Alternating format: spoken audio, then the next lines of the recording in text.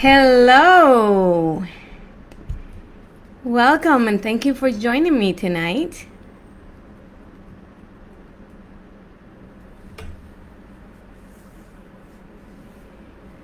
Thank you for joining me tonight on this Facebook Live. Today we're going to have a conversation about embodying anger. Why are we talking about anger? A couple of weeks ago we were talking about embodying kindness. And today I think it is just appropriate to talk about embodying anger.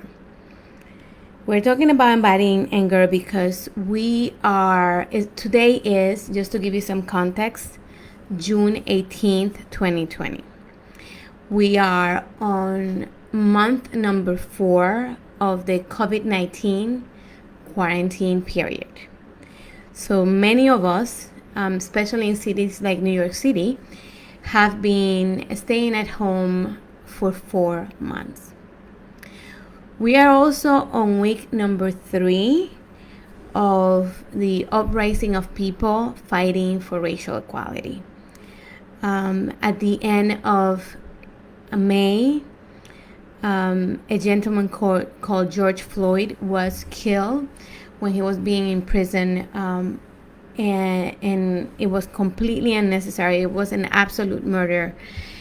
And the video of that interaction came out, and people all over the United States and all over the world have been uprising, trying to fight racial inequality and also police brutality. So the tensions are high, to say the least, all over the place, and we need to figure out how to address these feelings, how to address how we're feeling right now, how to address the anger that we are feeling these days. So what is anger?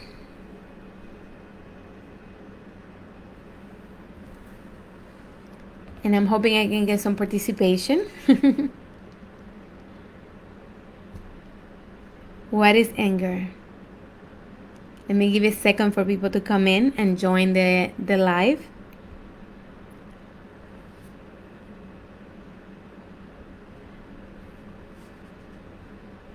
Checking in on my phone, making sure this is broadcasting properly and everybody is joining in.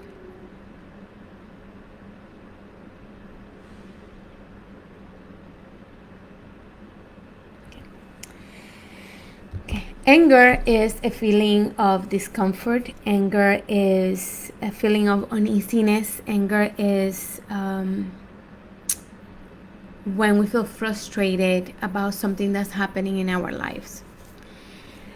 As a coach and a personal development professional, we often hear emotions being labeled negative and positive. And anger is one of those emotions that is labeled as negative. Oh, thank you, Jenny. I'm getting some movement. Great. Yes, anger is a negative reaction. Thank you so much, Jenny. So anger is labeled, like Jenny just used the word negative, as a negative feeling. So we label a bunch of different emotions as negative and a bunch of different emotions as positive. And the personal development field is full of people, coaches, experts, that tell you to be positive. And I have had some conversations with some of you. I don't know if Adita is joining me tonight, about toxic positivity. You know, the idea that everything has to be positive, everything has to be perfect, you have to be smiling all the time. And if you allow yourself to feel any of the negative feelings, there's something wrong with you. I am going to tell you something right off the bat. There are not good or bad emotions. There are no negative or positive emotions. All the emotions we feel have a positive purpose in our life. It's how we process those emotions that can turn negative. Anger, to be honest, is one of my favorite negative emotions. Why? Well, there are many reasons. Hi, Adita, there you are. I was just talking about you and our conversations about toxic positivity. Anger is one of my favorite emotions in the negative, uncomfortable. Let's call it uncomfortable emotions because I don't want to use that label, negative. There are pleasurable emotions and there are uncomfortable emotions. Anger is my favorite because, unlike sadness, for example, anger really compels us to do something about it. There's more movement. There's a higher level of energy in anger. Anger is caused by a lot of different reasons, and we're gonna get into that. Well, thank you. We're gonna get into that. As an embodiment coach, my goal is to help you be so connected with your body that you can sense when something is right or wrong for you, when you just get that the most subtle, hard to perceive feeling. You're so in tune that you can find out really early when something is not right for you. Unfortunately, not all of us are in tune at that level, including myself. And sometimes we need to get hit a little harder for us to realize that we need to make a change, or we need to move, or we need to make something happen. So feelings are there to teach us when we're going on the right path or when we need to make a change. And emotions like anger are one of those emotions that tell us that we need to make a change. So I want to hear from people that are participating. What makes you angry? What makes you angry? What kind of things make you angry? I'll give you some time to respond.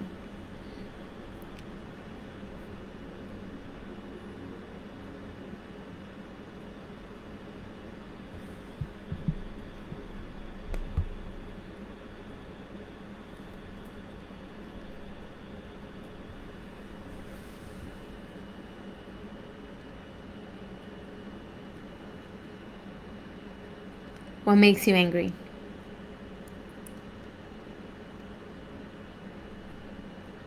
Well, it's taking a little bit of time for the comments to come in. Dumb people, not sorry. Okay. I may need you to explain that one a little bit, but yeah. Well, how other people behave. Let's frame it in a different way. How other people behave. Yeah. Can make you angry. Anybody else?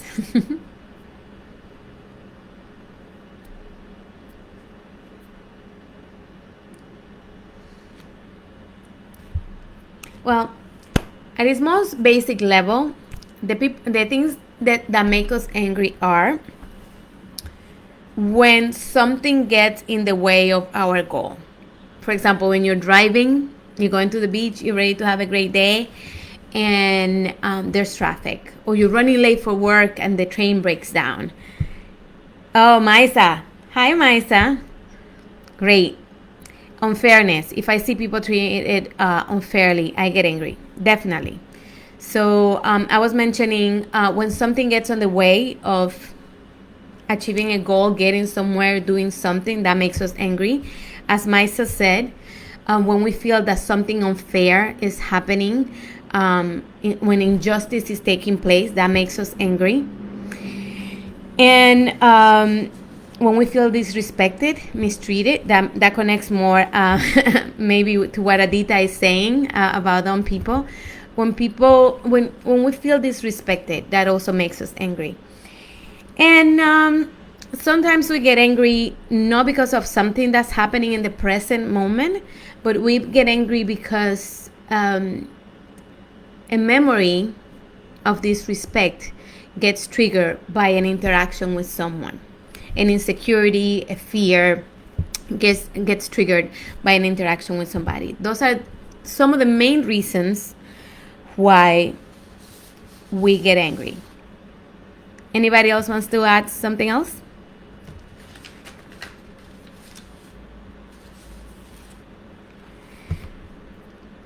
So one of the reasons, like I was saying, that anger is one of my favorite uncomfortable emotions is because it's a very high energy emotion.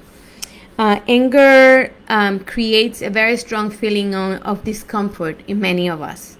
Sometimes we get, hot-headed, warm-blooded, and, agitated. Our body wants to move. Sometimes we get so angry that all we want to do is just cry or punch a wall. How do you feel anger? How do you feel it in your body? Anybody wants to share?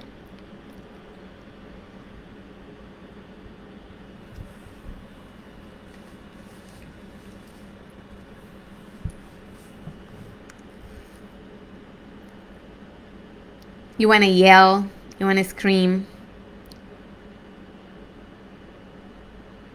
You want to run away? We see that as I was saying, in traffic, road rage is real. That's about, you want to get somewhere and your goal is not being met because somebody cut you off, because there's traffic, because there's volume, your car breaks down.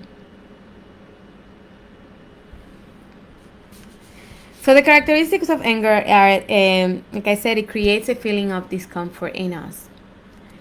One of the challenges with anger is that when we feel that discomfort, we want to feel better immediately.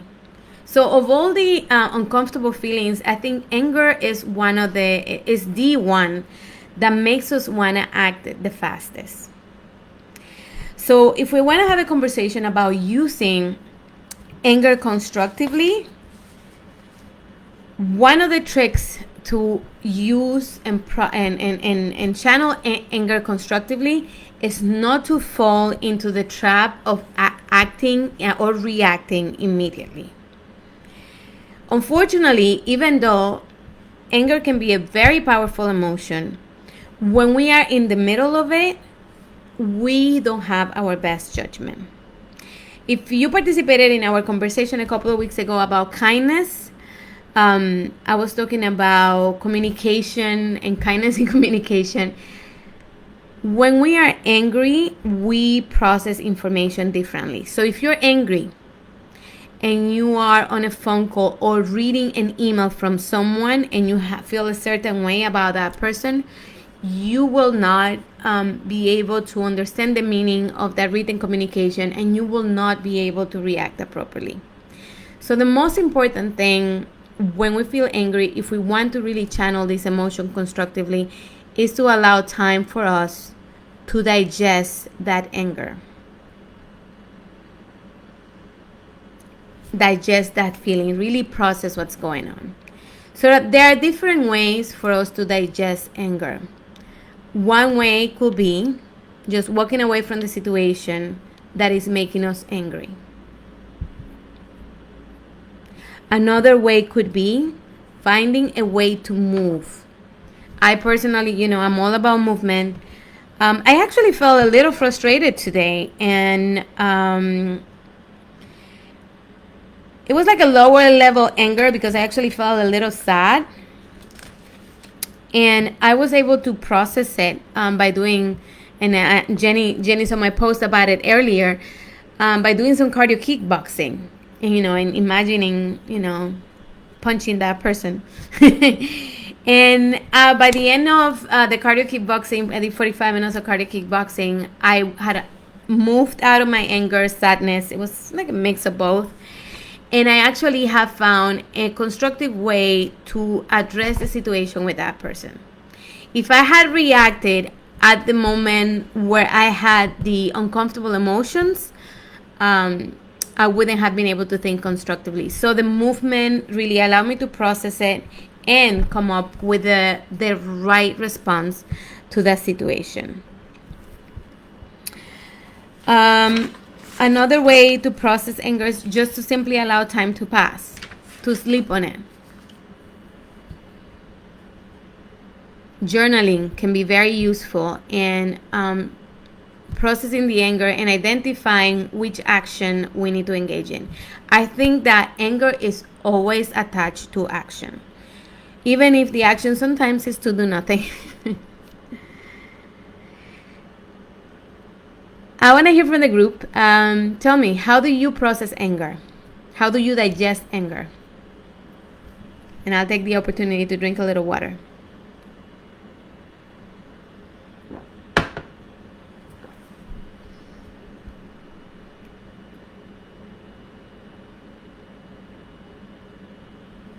How do you process anger?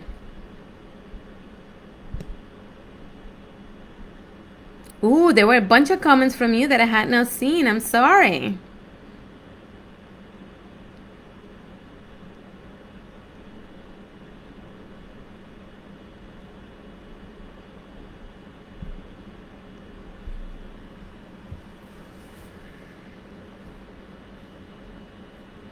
So Adita, you said that when you're angry, you read. That's one of the ways that you digest your anger. Thank you.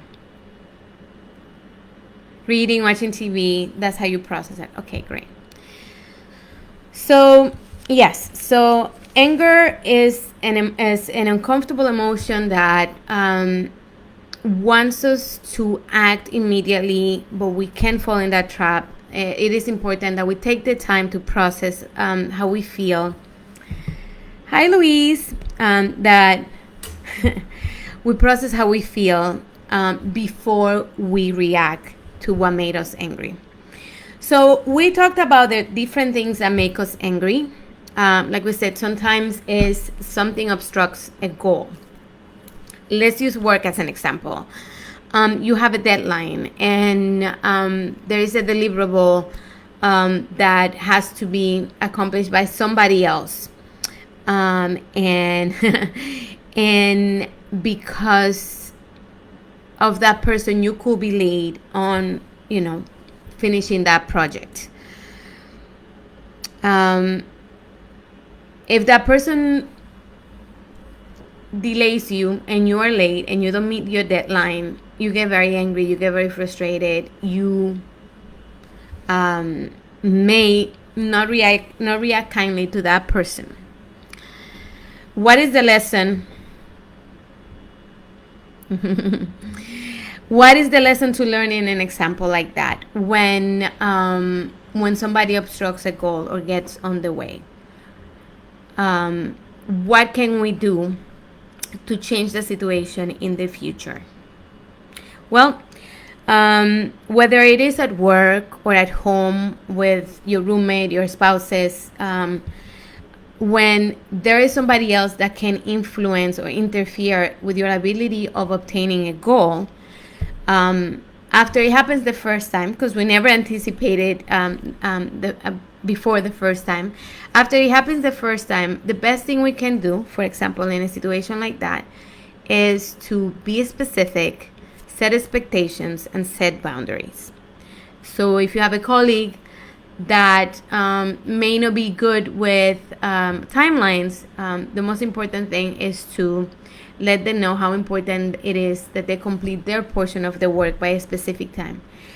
I have had instances that I work with people that even when I'm clear about what the deadlines is, they're still late. So I'm one of those people that usually sets the deadline for other people 2 or 3 days early, so that they don't delay the whole process. If there is a family member and a spouse, your spouse is always late getting dressed when you're going out. How can you address that with them so that they don't interfere with your goal? And I'm using, super simple examples. There are other goals in life where something gets in the way. But I'm just trying to make it as tangible as possible. And injustice. I was mentioning injustice before. We are seeing right now in the manifestations that we're seeing all over the world on about racial inequality, we're seeing people processing their anger about injustice. Movement and community are really important, especially when it's a social injustice. And I think, what we see about people just getting together, coming together, and processing their anger together, and trying to come up with a concrete ask of how things should change is a way that they're constructively processing their anger. When there's an injustice at work, how do you deal with it? Sometimes it requires going to a superior and asking them to advocate for the situation. Sometimes it requires, putting a complaint. Sometimes it requires asserting yourself. And those are things that when you cool off, when you take a break and digest your anger and can come back, you can handle way more constructively. So I am going to say I have a really hard time being firm and direct and assertive. For some of those of you that have seen me in different kinds of professional environments, it may be hard to believe, but it takes a lot of effort for me to be assertive. But when I assert myself and I am really specific, direct, and intentional about the things I ask, I feel very empowered, and I'm really surprised about the results.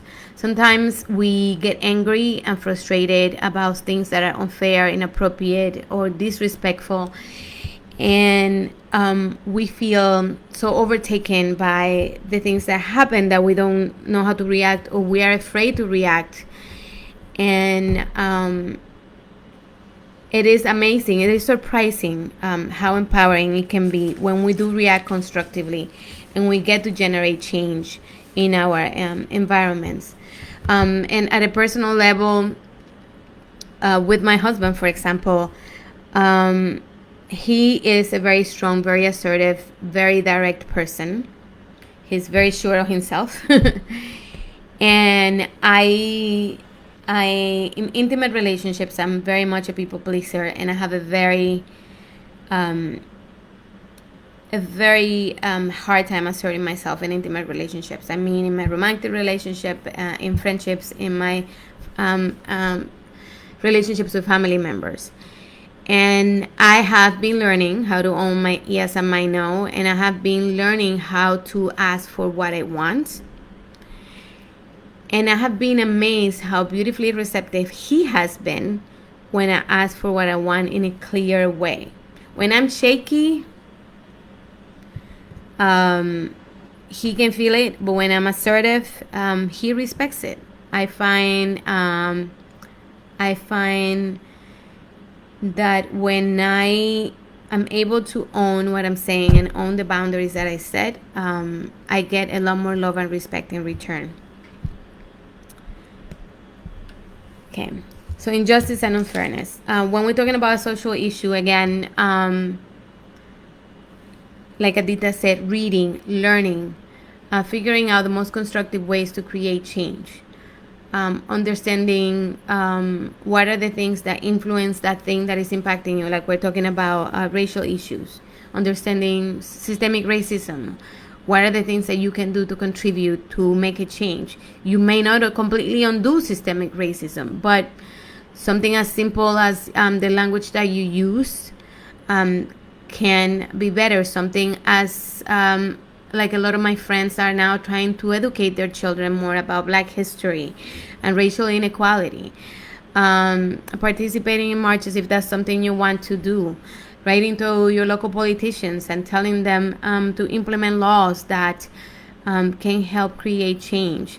Advocating at your local school so the more diverse history it's taught, and your children and the children in the community learn better.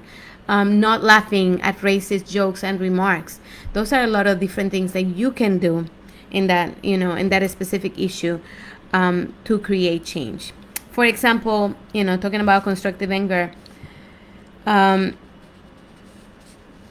in 2018, because a lot of people were angry about the lack of access to political opportunities for women, we got the largest number of women elected to Congress in 2018.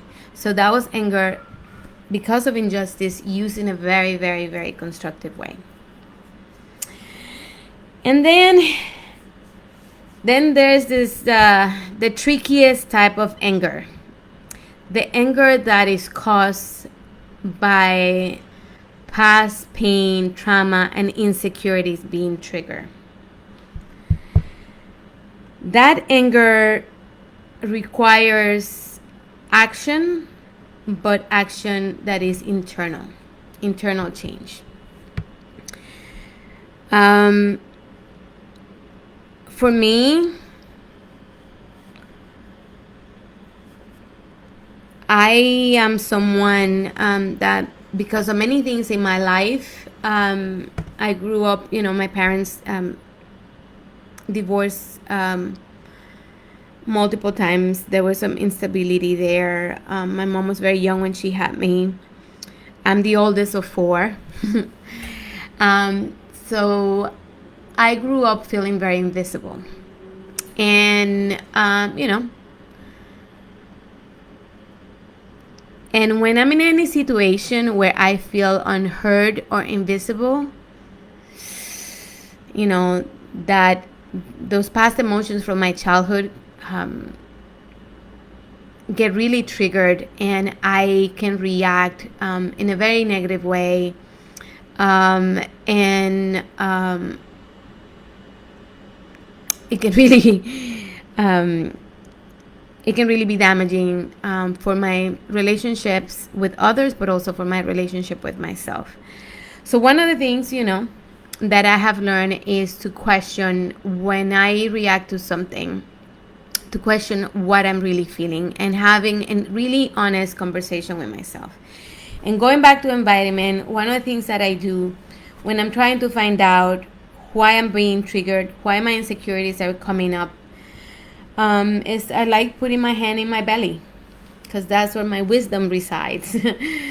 And I like asking myself, why am I angry? Why am I feeling bad about something somebody said? Because sometimes there could be things that, just somebody disagreeing with your point of view, somebody making a remark that is not necessarily offensive, but that may make you feel uncomfortable, that triggers that feeling of invisibility for me. Let's hear from you. What kind of interactions can be triggering at a personal level, or can bring up past insecurities for you?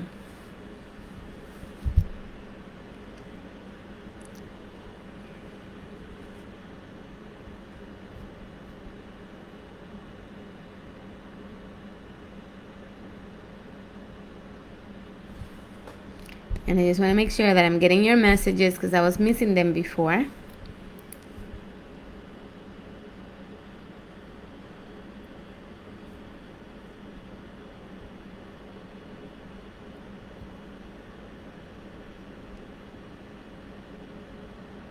Well, that's a very personal question, so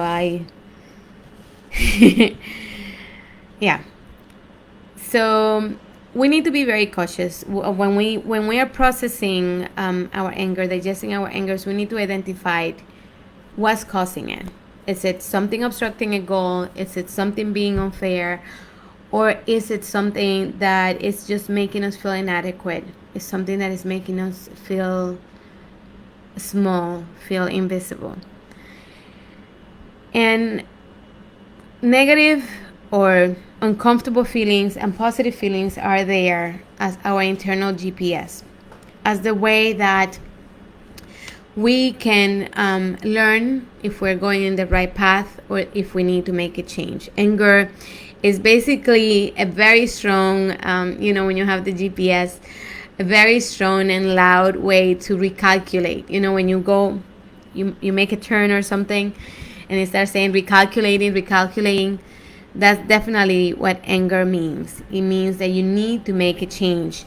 And recalculating may require that, that you slow down, that you pay attention to your map, that you read your map, and that you try to figure out how to get back in the right path. And it may, if you think about it too fast, you can make a U-turn and end up in a car crash, right? I keep using the car analogy. So being more thoughtful and slowing down is something that can help you figure out what anger is trying to tell you. There is coach author that does amazing work in helping us question our uncomfortable emotions and what they're really trying to say to us, and helping us shift our thinking and get us out of the ego. And her name is Byron Katie. I don't know if any of you are familiar with the work of Byron Katie. So basically, this is a woman that suffered from depression and uncomfortable feeling for a very long time, and was able to actually get out of her depression. One morning, she was sleeping on the floor because she connected to her body. A bug actually walked through her feet, and that woke her up and make her, get in the present moment and start questioning all the things that she had been thinking about for years, that had been challenging her life.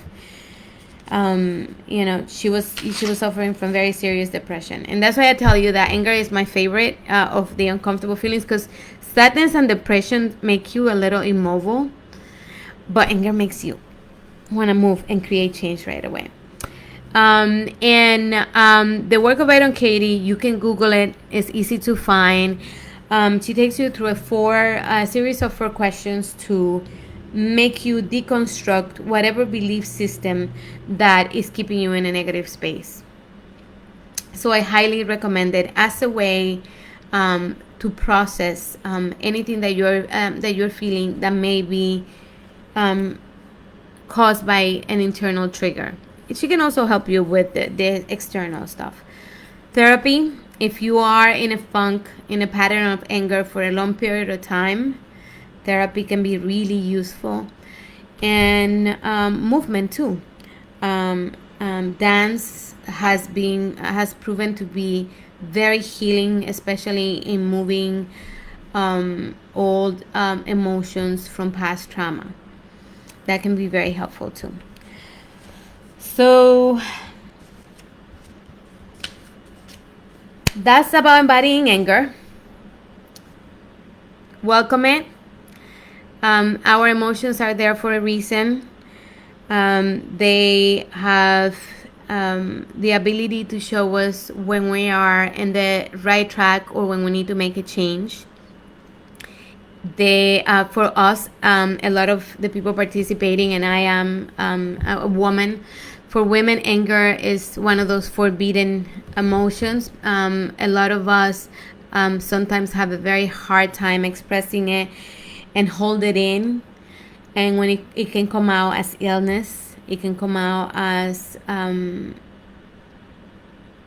addiction, it can come out as a lot of different things.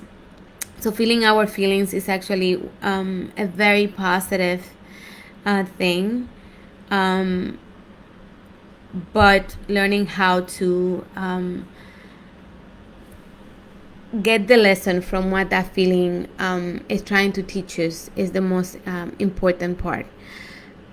The uncomfortable and the pleasant are there for a reason. So I'm going to open it up.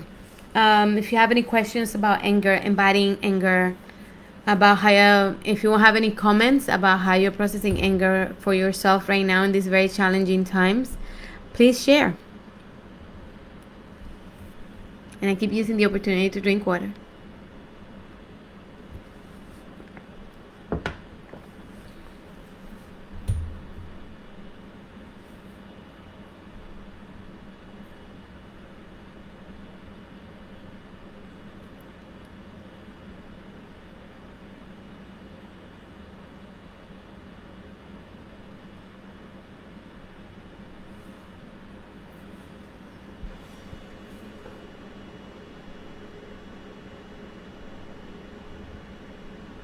Well, if you don't have any questions, I'm going to begin to wrap up this conversation. Thank you for joining me tonight. Remember, all the wisdom that you need to live your best life is inside of you.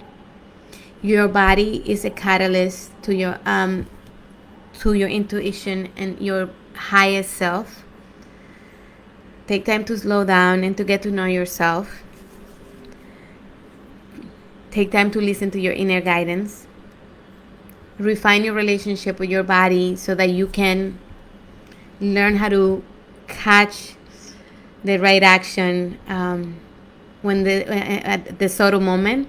But if you don't get to listen to the subtle messages, your emotions, including anger, are there to teach you what the right path and the right action are. If you want to keep in touch, you know where to find me, right here on Facebook, on my Beatriz Mieses coaching page.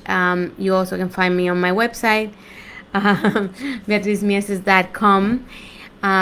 If you're not part of it already, please make sure to join our Embody Joy group here in Facebook.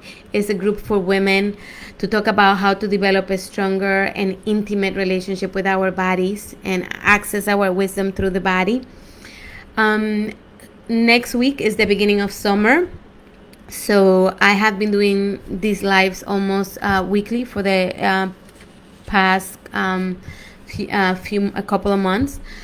I am gonna slow down and I'm gonna enjoy the summer, especially because we don't know if in the fall we're gonna have to be in lockdown again, and I may not be able to enjoy the outdoors. So I'm gonna be enjoying the summer. So I may not be doing these lives unless I get extremely inspired, but I will be keeping in touch with my community in the Embody Joy Facebook group.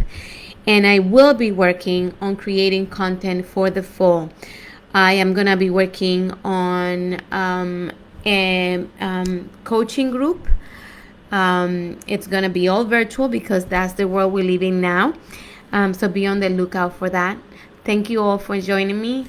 Thank you, Maisa, for joining me. Adita, Jenny, everybody. Thank you so much for being with me tonight. Luis, thank you so much. Have a good night. Enjoy your summer. Feel all your feelings, and trust that everything you need is inside of you. Have a good night.